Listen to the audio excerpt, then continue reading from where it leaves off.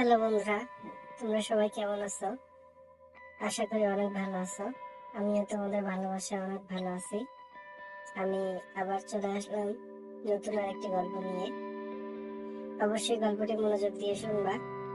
গল্পটি যদি ভালো লাগে চ্যানেলটা সাবস্ক্রাইব করবা, লাইক, কমেন্ট, শেয়ার করবা। আর যদি কোনো ভুল ত্রুটি হয়ে থাকে তাহলে ক্ষমার দৃষ্টিতে দেখবা। আসলে আমার জীবনে ঘটে যাওয়া একটি ঘটনা তুলে ধরবো আজকে।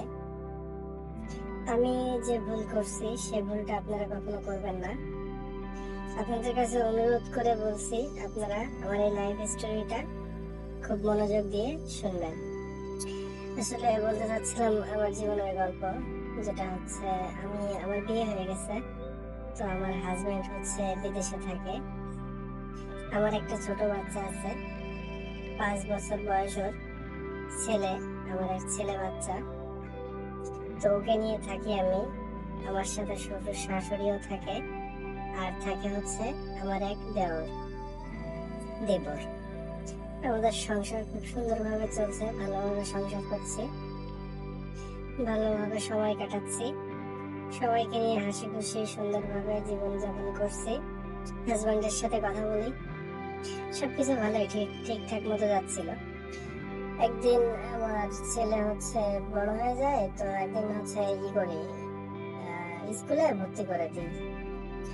এখন আমার ওকে নিয়ে স্কুলে যেতে হয়, নিয়ে আসতে হয়, মানে ওকে নিয়ে দৌড়াদৌড়ি করতে হয় সারাক্ষণ। আমার মা বাবার তো সন্তানের জন্য কষ্ট করতেই হবে, মা বাবার জন্যই তো সন্তানের এত কিছু করা। তো স্কুলটা ছিল একটু দূরে, প্রতিদিন যাওয়া আসা করা লাগে, রিক্সা পাওয়া যায় না, মাঝে মধ্যে দাঁড়ায় থাকতে হয় অনেকক্ষণ। আর রিক্সা পেলেও দেখা যাচ্ছে যে দ্রুত যেতে বললে ভাড়া চায় অনেক বেশি। 20 টাকার জায়গায় 40 টাকা 50 টাকা চেয়ে বসে। এই জন্য চিন্তা করলাম আমি একটা অটো রিক্সা রিজার্ভ করে নেব। সে সময় মতো প্রতিদিন এসে নিয়ে যাবে, আবার নিয়ে আসার সময় নিয়ে আসবে।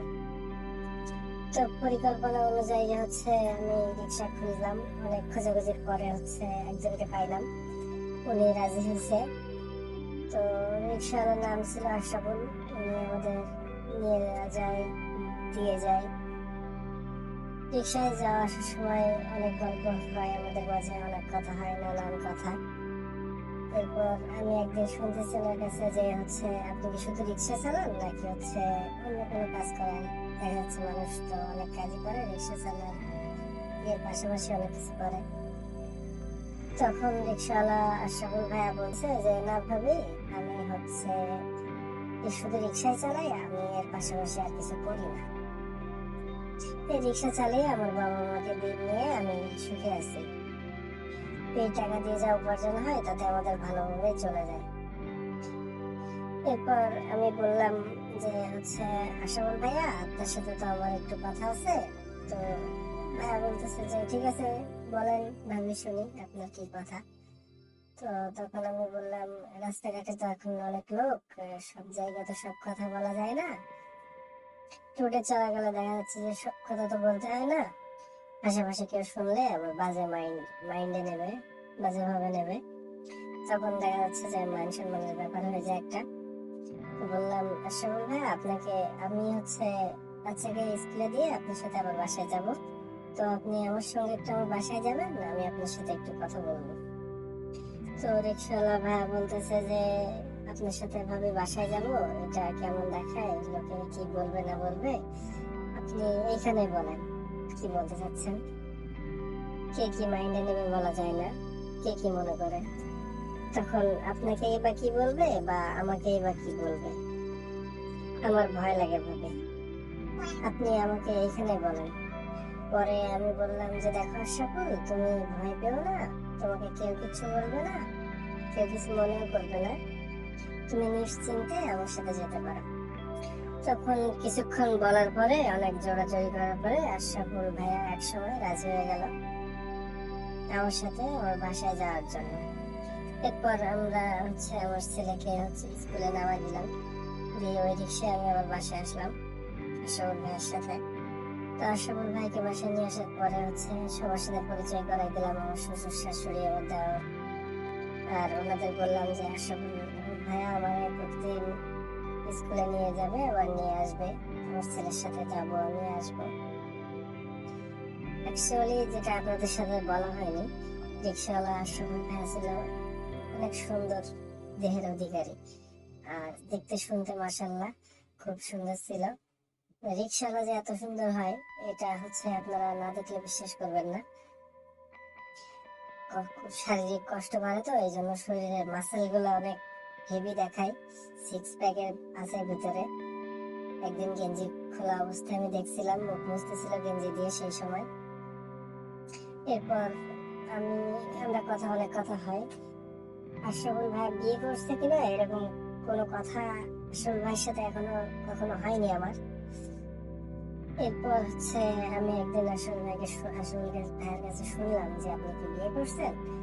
তখন আশরাফুল বলতেছে যে না ভাবি, এখনো বিয়ে করার সুযোগ হয়নি, কেবল অনার্স পাস করছি, এবার ভালো একটা চাকরি নেব, তারপর বিয়ে শাদী করার চিন্তা আছে। বিয়ে কিভাবে করব বলেন? বিয়ে করতে গেলে তো টাকা পয়সার দরকার, সংসার চালানোর জন্য তো অনেক টাকা দরকার। যা ইনকাম করি আমাদের 3 জনের ভালো চলে যায়, কিন্তু আর 1-2 জন আসলে সংসার বেড়ে যাবে, খরচা বেড়ে যাবে, তখন অসুবিধা হয়ে যাবে। বাবা মা আর আমি চলি, কিন্তু দেখা যাচ্ছে যে বউ নিয়ে আসলে অনেক খরচা বেড়ে যাবে। একটা মেয়ে মানুষ, আপনি তো জানেন খরচ অনেক বেশি। আমি জানতাম না যে আশরাফুল ভাইয়া লেখাপড়া করে, এই জন্য মনে হয় এরকম ফিটফাট থাকে, যেরকম রিক্সাওয়ালাদের মধ্যে যে একটা ভাব থাকে, ওই ভাবটা আমার মধ্যে নেই। দেখলে একটা স্ট্যান্ডার্ড ভাব আছে এর মধ্যে। এরপর অনেক কথা হলো, তারপর আমি বললাম যে তুমি বিয়ে করবে কবে? আজকে না হয় তোমার সময় খারাপ, কিন্তু সময় ভালো হতে সময় লাগবে কতক্ষণ? আজকে তুমি ভালোভাবে চলতে পারতেছো না, কিন্তু আগামীতে তোমার অবস্থা ভালো হবে না তা তো নয়, একটা সময় তো হবে। সমস্যা নাই, বিয়ে তো আটকে থাকবে না, তুমি বিয়ে করে ফেলো। তখন আমার কথা শুনে হাসতেছে আর বলতেছে যে ভাবি, আপনাকে আমার রিক্সায় আমি দেওয়া নেওয়া করে অনেকদিন ধরে নিয়ে যাচ্ছি। ভাইয়া তো বিদেশে থাকে, ভাইয়া দেশে আসবে কবে? তখন আমি বললাম, কেন আশরাফুল ভাইয়া, কোনো সমস্যা নাকি, কিছু হয়েছে? না ভাবি, কিছু না, এমনি অনেকদিন ধরে থাকে তো, তাই শুনলাম যে কবে আসবে। তখন আমি বললাম, শোনা, আসবে, আমার সময় হলে ঠিকই আসবে। বিদেশে গেছে, কিছু টাকা পয়সা না নিয়ে কি আসবে? তারপর আমি বললাম, আশরাফুল ভাই, আপনি কিন্তু দেখতে অনেক সুন্দর, জানেন আপনি? কেউ বলে, কোনো মেয়ে বলে আপনাকে? তখন বলতেছে যে না, রিক্সা চালক দেখলে কেউ আর রূপে চিন্তা করে না। যাই হোক, এইভাবে চলতেছে। 1-2 দিন সে যা আসা করে আমাদের বাসায়, ভাবি ভাবি বলে ডাকে আমাকে। তার ভাবি বলে ডাকার মধ্যে যে এমন একটা গরম গরম ভাব আছে, তা শুনলে আমার শরীরের লোম গুলা দাঁড়িয়ে যায়। এক সময় তাকে আমার মনের দিক থেকে অনেক ভালো হয়ে যায়, আমি তার প্রতি দুর্বল হয়ে পড়ি। আমার অনেকটাই ভালো লাগে ওর সাথে কথা বলতে। তো হঠাৎ করে একদিন বাসা ফাঁকা, আমার শ্বশুর শাশুড়ি ওর মেয়ের বাসায় বেড়াইতে গেছে, আর আমার দেওর ও কলেজে চলে গেছে। তো বাসায় আমি একা আছি, বাচ্চাকে স্কুলের ভিতর দিয়ে এসে আমি চলে আসছি বাসায় একা। আশরাফুল ভাইও আছে আমার সাথে। তো আমি বললাম যে আশরাফুল ভাই, আপনি কি নাস্তা করেছেন সকালে? তখন আশরাফুল ভাই বলতেছে যে ভাবি, আজকে খাওয়ার সময় পাইনি, আপনাকে নিতে আসবো, ঘুম থেকে উঠতে দেরি হয়ে গেছে, কালকে একটা রাত জাগছিলাম, এই জন্য আমি না খেয়ে চলে আসছিলাম। তখন আমি বললাম যে তাহলে আমার রান্না করা আছে, আপনি এখান থেকে নাস্তা করেন। পরে আশরাফুল ভাইকে কিছু খাবার দাবার দিলাম, উনি সেগুলা খাইলো। এরপর বসে বসে আমরা দুজন অনেক গল্প সল্প করতেছি। এর মধ্যে আমার কেমন জানি করতে লাগলো আমার শরীর। আমি বুঝতে পারতেছিলাম যে খালি বাড়ি, বাসায় কেউ নেই, আর হচ্ছে আশরাফুল ভাইয়ের মতো একেবারে সুন্দর সুঠাম দেহের অধিকারী একটা ছেলে আমার সামনে বসে আছে, আমার স্বামীও বিদেশে। আমি নিজেকে কন্ট্রোল করতে পারতেছি না। অনেকদিন ধরে আমিও ক্ষুধা অবস্থায় আছি। তো ভাবতেছি যে হচ্ছে আজকে যেহেতু বাসাটা ফাঁকা আছে, তাহলে এই সময়টা অপচয় না করে কাজে লাগিয়ে ফেলি। এক সময় দেখা যাচ্ছে অনেক কথা বলতে বলতে আশরাফুল ভাইয়াকে উত্তেজিত করতে করতে দুষ্টু দুষ্টু কথা বলতে বলতে ওকে আমার রুমে নিয়ে যাই, আমার বেডরুমে। আশরাফুল ভাইকে তখন আমার বেডে বসতে বললাম, কিন্তু উনি তো বসবে না। তখন আমি বললাম যে সমস্যা নাই, বসেন, কিছু হবে না। তো আশরাফুল ভাই বলতেছে যে আমি একটা রিক্সা চালক, আপনারা হচ্ছে এরকম পরিবেশ বড় লোক, আপনাদের সাথে আপনাদের বেডরুমে বসলে হয়? আমি এটা খারাপ দেখায় না? তখন আমি বললাম, আরে আশরাফুল ভাই, আপনি কি বোকা নাকি? টাকা পয়সা হইলে কি সবকিছু হয়? মনের শান্তিটাই বড়। টাকা পয়সা আছে বলেই কি মানুষের পাশে থাকার লোক থাকবে না? তাদের পাশে বসার লোক থাকবে না? সবাই একই, আমরা সবাই মানুষ। এক কথায় দুই কথায় তাকে হচ্ছে আমার বেডে বসালাম। সে বসার পরে আমার কেমন যেন লাগতেছে, অন্যরকম লাগতেছে। আমার মানে কাউকে কাছে পেতে আমি একদম উন্মাদ হয়ে গেছি, পাগলের মতন হয়ে গেছি। এরপর আমি আশরাফুল ভাইকে বললাম যে আপনি তো বিয়ে করবেন, তো আপনি কি জানেন যে হচ্ছে বিয়ের পরে কি করতে হয় না করতে হয়? ভিতরে থাকেন না, ঠিক আছে? বিয়ের আগে বিয়ের পরে যেসব করতে হয় সেগুলো আগে টুকটাক জানা লাগে। আমি ভাবি হয়তো, এই জন্য তোমাকে আমি বলতেছি অনেক কথা। তখন উনি হাসতেছে আর বলতেছে যে ভাবি, আপনি থাকতে আমার কিসের চিন্তা? আপনি আমাকে শিখাই দিবেন, যেটা না পারি সেটা আপনি দেখিয়ে দিবেন আমাকে ভালো করে। আমি বলতেছি যে বোকা, এটা তো বিয়ের আগে করতে হবে, বিয়ের পরে না। এখন তোমার এগুলো শেখার বয়স, এগুলো করার বয়স। এই বয়সে যে তুমি যন্ত্রগুলো ফালায় রাখছো, এগুলো তো নষ্ট হয়ে যাবে।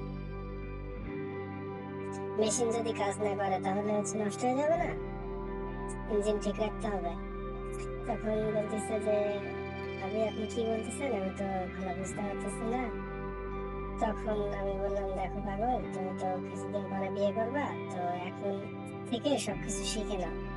তারপর বলতেছে যে আচ্ছা ভাবি, ঠিক আছে, আপনি হচ্ছে তাহলে একটু শিখাই দেন এখন যে কি কি করতে হয়। আমি তো এই সুযোগেই ছিলাম। তখন বললাম যে আশরাফুল ভাই, আপনি তাহলে শুয়ে পড়েন এই বেডে, আমার বেডে, মাথাটা বালিশে রেখে এখানে শুয়ে পড়েন। পরে আশরাফুল ভাই শুয়ে পড়ছে। এরপর আমিও গেলাম আশরাফুল ভাইয়ের পাশে, তারপর আমিও শুয়ে পড়লাম। তখন আমি বললাম যে আশরাফুল ভাই, এখন আপনি আমাকে ওয়াইফ মনে করেন। এখন আপনার ওয়াইফকে কাছে পেলে আপনি কি কি করবেন বলেন তো, আমার একটু শুনি। করেন, আপনি করেন, কি কি করবেন করেন। তখন উনি অনেক লজ্জা পাচ্ছিল আর বলতেছিল যে এটা তো হয়, এটা কখনো হবে না আমার দ্বারা, এরকম অনেক কথা বলতেছিল, মানে লজ্জা পাচ্ছিল আর কি। তারপর বলতেছিল যে আমি রিক্সাওয়ালা আর আপনি তো অনেক বড় বড় ফ্যামিলির একটা মানুষ, কিভাবে হবে এটা? আর আপনি তো বিদেশির বউ, আপনার শরীর আমি এভাবে স্পর্শ করতে পারি না? ভাবে আমি পারবো না। তখন আমি বললাম যে আচ্ছা, তুমি যখন পারবো না তখন আমি হচ্ছে দেখাই দিচ্ছি তোমাকে কি কি করতে হবে। আমি যেভাবে দেখাই দেবো এইভাবে এইভাবে করবা। চলে এইভাবেই তার সাথে আমার খেলাধুলা সব হয়ে গেল। রিক্সা চালক হলেও সে অনেক মজা দিতে পারে, অনেক আনন্দ দিতে পারে। তার গায়ে প্রচন্ড শক্তি আছে। অনেকক্ষণ ধরে সে খেলা করলো। এভাবে হয়ে গেল আমাদের মধ্যে খেলাধুলা সব। আমারও অনেকটাই ভালো লাগছে, অনেকদিন পর স্বামী বিদেশ। আশরাফুল ভাইয়েরও অনেক ভালো লাগছে শুনলাম। আশরাফুল অনেক মজা পাইছে, ওর লাইফে এটা ফার্স্ট টাইম ছিল। আর আমি কি বলবো, আমার তো আগে হয়েছে, ওকে দেখার পরে থেকেই ভালো লেগে গেছে ওকে। আমি এরকম একটা সুযোগের অপেক্ষায় ছিলাম, তো আমি অনেক মজা পাইছি। এরপর আমরা দুজন অনেক কথা বললাম, শুয়েছিলাম কিছুক্ষণ। তারপর আমরা যখন রুম থেকে বের হবো, ড্রেস গুলা ঠিকঠাক করতেছি, এই সময় হচ্ছে আমার দেবর চলে আসছে রুমে। তখন আমার দেবর আমাদের দেখে অনেক চিল্লাচিল্লি করে, অনেক বকাবকি করে। ও আমাদের বলতেছে যে ওর ভাইয়ের কাছে বলে দেবে, ওর আব্বু আম্মুর সাথে বলে দেবে। তখন আমি ওকে বললাম যে দেখো, তুমি এত পাকনা হয়েও না, এত পাকনামি করো না, যা দেখছো এই পর্যন্ত, কার সাথে বলবা না, ঠিক আছে? সব কথা বলার পরে ও রিক্সাওয়ালাকে, আশরাফুল ভাইকে অনেক মারধর করে বাসা থেকে বের করে দিছে। রিক্সা চালক চলে গেল। তখন আমার দেওর আমাকে বলে, তখন বলে যে আপনার যদি এতই চাহিদা থাকে, এতই ইচ্ছা হয়, তাহলে আমাকে বলতেন।